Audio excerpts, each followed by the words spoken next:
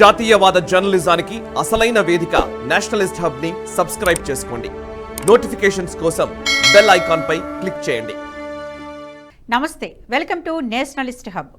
Indian navy Hollywood తరహాలో rescue operation చేపట్టింది. సినిమాల్లో చూడడమే తప్ప నిజ జీవితంలో జరిగేవి కావేమో అనేలా ఉన్న సాహసాలను మన నేవీ చేసి చూపింది.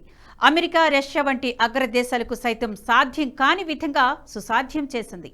ఇటీవల అరేబియా సముద్రంలో సముద్ర దొంగలు హైజాక్ చేసిన MV రుయన్ వాణిజ్య నౌకను సముద్రపు దొంగల చెర నుంచి విడిపించిన దృశ్యాలను భారత నౌకాదళం సామాజిక మాధ్యమాల్లో పంచుకుంది.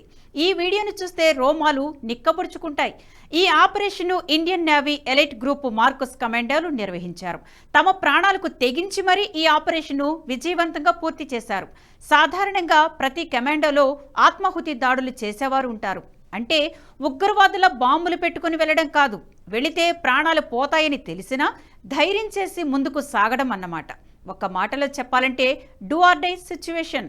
ఆపరేషన్లో గెలిస్తే విజయం దక్కుతుంది, లేకపోతే వీరస్వర్గమే ప్రాప్తిస్తుంది తప్ప తిరిగి రావడం కుదరదు. అటువంటి ఆపరేషను మార్కోస్ కమాండోలు నిర్వహించారు. అసలేం జరిగింది? హాలీవుడ్ సినిమాను తలపించే ఇండియన్ నేవీ సాహస కృత్యం ఎలా సాగింది తెలుసుకునే ప్రయత్నం చేద్దాం. MV రుయన్లోని 35 మంది సముద్రపు దొంగల చెర నుంచి 17 మంది సిబ్బందిని భారత ఆర్మీ కాపాడాలి. ఈ ఆపరేషన్ కేవలం సిబ్బందిని, నౌకను రక్షించడం కాదు, అరేబియా సముద్రంలో జరుగుతున్న ఇతర దాడులను కూడా అరికట్టడం. MV రుయన్ నౌకను ఆధారంగా చేసుకున్న పైరేట్స్ అరేబియా సముద్రంలోని ఇతర నౌకలను హైజాక్ చేస్తుండడాన్ని భారత్ గుర్తించింది. MV రుయన్ను బేస్గా చేసుకుని ఆ ప్రాంతంలో ప్రయాణించే నౌకలపై పైరేట్స్ దాడులు చేస్తున్నారు. ఇది ప్రపంచ వాణిజ్యానికే ప్రమాదకరంగా పరిణమించే అవకాశం ఉంది. దీంతో భారత్ రంగంలోకి దిగింది. ఎలాగైనా ఈ నౌకను పైరేట్స్ బారి నుంచి తప్పించడానికి సిద్ధమైంది. దీనికి ఇండియన్ నేవీ సిద్ధమైంది. ఇండియన్ నేవీ అధికారులు భారత యుద్ధ నౌక INS కోల్కతాతో ఈ ఆపరేషన్ చేపట్టారు. ఇందులో భాగంగా రవాణా విమానం C-17 గ్లోబ్ మాస్టర్లో మార్కోస్ కమాండోలను తరలించారు. అయితే ఈ కమాండోలు సముద్ర మధ్య భాగంలో దిగాలి. ఆ తర్వాత వీరు నడి సముద్రంలో ఈదుతూ వాణిజ్య నౌకపై చేరుకోవాలి. ఒకవేళ పారాచ్యూట్ నుంచి దిగే సమయంలో ఉన్న పళంగా పైరేట్స్ కాల్పులకు తెగబడితే మార్కోస్ కమాండోలు అక్కడికక్కడే మృతి చెందే ప్రమాదం ఉంది. అటువంటి స్థితిలోనూ మన భారత కమాండోలు సాహసం చేశారు. C-17 గ్లోబ్ మాస్టర్ విమానం నుంచి నడి సముద్రంలో పారాచ్యూట్ సహాయంతో దిగారు. అనంతరం ప్రత్యేకమైన బోట్లలో హైజాక్ అయిన నౌక వద్దకు చేరుకున్నారు. వీరికి రక్షణగా INS కోల్కతా పక్కనే ఉంది. ఒకవేళ పైరేట్స్ గనక తుపాకులకు పని చెబితే INS కోల్కతా వారి అంతు చూడడానికి రెడీగా ఉంది. కేవలం INS మాత్రమే కాకుండా డ్రోన్లను కూడా ఉపయోగించింది భారత్. దీంతో పైరేట్స్ ఏమీ చేయలేకపోయారు. ఇండియన్ నేవీ రంగంలోకి దిగడంతో తమ కథ ముగిసిందని ముందే గ్రహించారు. దీంతో సముద్ర పైరేట్స్ తోక ముడిచారు. దాదాపు 35 మందిని భారత్ బందీలుగా తీసుకుంది. నౌకలో ఉన్న 17 మంది సిబ్బందిని సురక్షితంగా భారత్కు తీసుకువచ్చింది.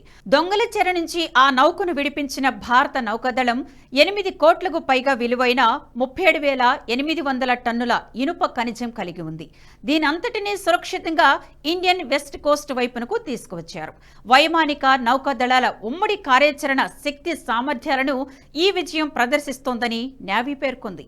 అంతర్జాతీయ జలాల్లో శాంతి స్థిరత్వాలను బలోపేతం చేయడంతో పాటు దోపిడీని అడ్డుకోవడంలో భారత బలగాల నిబద్ధతను చాటుతుందని చెప్పింది. ఇదిలా ఉండగా ఎర్ర సముద్రంలో వాణిజ్య నౌకలపై కొంతకాలంగా హౌతీ తిరుగుబాటుదారుల దాడులకు దిగుతున్నారు. ఈ నేపథ్యంలో ఆయా జలమార్గాలపై నిఘా ఉంచేందుకు నౌకాదళం 10కి పైగా యుద్ధ నౌకలను మోహరించింది. పశ్చిమ హిందూ మహాసముద్రంలో గత కొన్ని వారాలుగా పలు వాణిజ్య నౌకలపై జరుగుతున్న దాడులను భారత నౌకాదళం అడ్డుకొని వాటిలోని సిబ్బందిని రక్షించింది. సోమాలియా తూర్పు తీరం వెంట జనవరిలో 19 మంది పాక్ సిబ్బందితో వెళుతున్న నౌకపై దాడి జరగ్గా అందులోని సిబ్బందిని భారత నేవీ INS సుమిత్ర యుద్ధ నౌక ద్వారా కాపాడింది.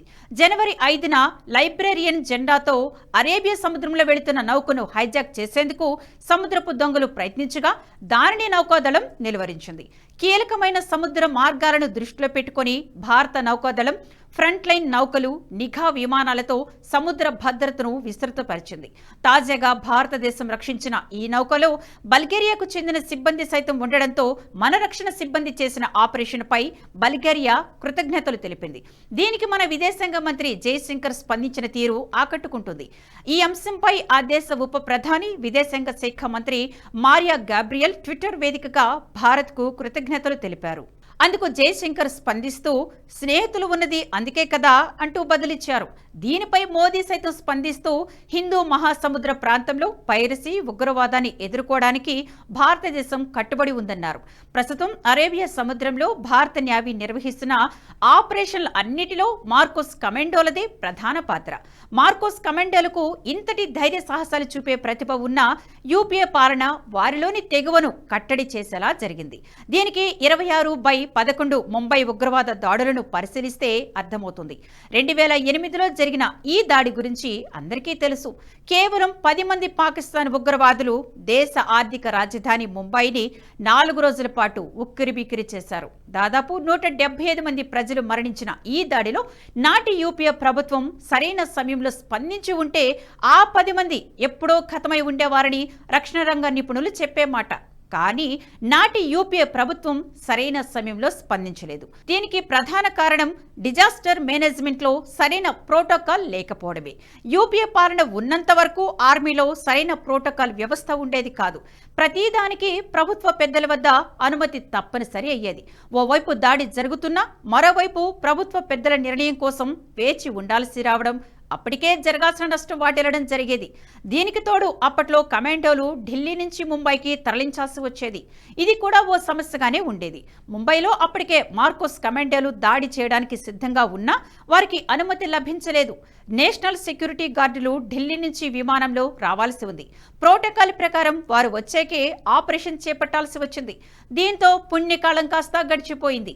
ఈ సమయభావం వల్లే నాడు అంతమంది మరణాలకు కారణమైందని ఆ తర్వాత రిపోర్టులు తేల్చాయి. ప్రభుత్వాల వైఫల్యం ఎంతో మంది మరణాలకు కారణమైంది. ఆర్మీ వద్ద దాడులను ఎదుర్కొనే శక్తి ఉంది. ఎటువంటి ఆపరేషన్లైనా చేపట్టగల కమాండోలు మన సొంతం. కానీ వీరికి ప్రభుత్వాలు ఫ్రీ హ్యాండ్ ఇవ్వాల్సి ఉంది. నాటి యూపీఏ ప్రభుత్వంలో ఈ స్వేచ్ఛ ఉండేది కాదు. ఆర్మీ తీసుకోవాల్సిన ప్రతి నిర్ణయము ప్రభుత్వ పెద్దలే తీసుకునేవారు. దీంతో ఎంతో నష్టం జరిగేది. కానీ ప్రస్తుతం మోదీ ప్రభుత్వం అధికారంలోకి వచ్చాక ఈ ధోరణిని పూర్తిగా మార్చివేశారు. ఆర్మీకి పూర్తి అధికారాలు ఇచ్చేశారు. దీనికి తోడు వారు సొంత నిర్ణయాలు తీసుకునే అవకాశం కల్పించడం, ప్రభుత్వం నుంచి దౌత్యపరమైన అడ్డంకులు సృష్టించకపోవడం, విదేశాంగ శాఖను కూడా ఆర్మీకి సమన్వయం చేయడంతో సంపూర్ణ నిర్ణయాలు తీసుకోగలుగుతుంది. ఇందులో భాగంగానే అరేబియా సముద్రంలో సైతం అమెరికా, రష్యాలు కూడా హౌతీలను ఎదుర్కోలేని సమయంలో భారత్ ఈ ఆపరేషన్లను చేపడుతుంది. దీంతో ప్రపంచ దేశాలు కూడా భారత్ను హిందూ మహాసముద్రంలో కింగ్గా భావిస్తున్నాయి. మన దేశాన్ని పెద్దనలా చూస్తున్నాయి. బల్గేరియా వంటి దేశానికి స్నేహం అంటే ఏంటో చూపించగలుగుతున్నామంటే అది ఆర్మీ చేసిన ధైర్య సాహసాలే కారణం. ఈ వీడియో మీకు నచ్చినట్టయితే లైక్ చేయండి, 10 మందికి షేర్ చేయండి. అలాగే కామెంట్ల రూపంలో మీ అభిప్రాయాలను మాతో పంచుకోండి. Nationalist hub group of channels ను సబ్స్క్రైబ్ చేసుకుని తెలుగునాట జాతీయవాద జర్నలిజాన్ని ప్రోత్సహించండి. ఈ వీడియో కింద ఉన్న బెల్ ఐకాన్ పై క్లిక్ చేయడం మర్చిపోవద్దు.